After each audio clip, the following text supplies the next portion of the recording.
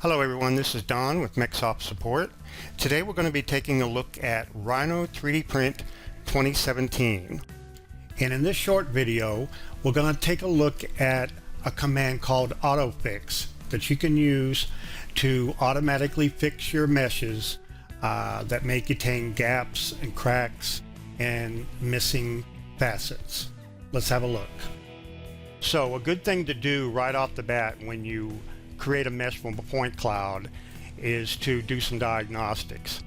So let's go to the Repair tab and pick Diagnose. Select the mesh, right click, and do the Run Checks. Now this checks for various inconsistencies in your mesh model. As you can see, there's all kinds of them.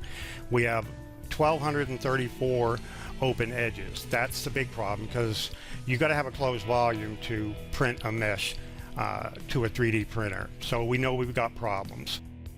So let's close that. Now, luckily we've got a command in Rhino3DPRINT that allows us to fix these problems automatically. It's called AutoFix.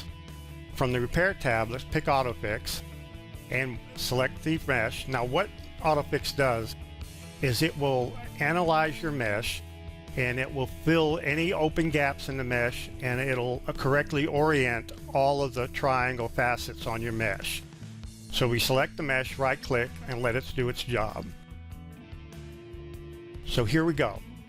You see the holes in the mesh were filled in, and if you want to make sure that everything's filled in, you can go ahead and do another diagnose, select the mesh, and run the checks. Now, the biggie here, you see that we have no open edges. That's important. That has to be 0 in order to be able to 3D print your part. All these other items, we can fix those as we go along. So let's close that.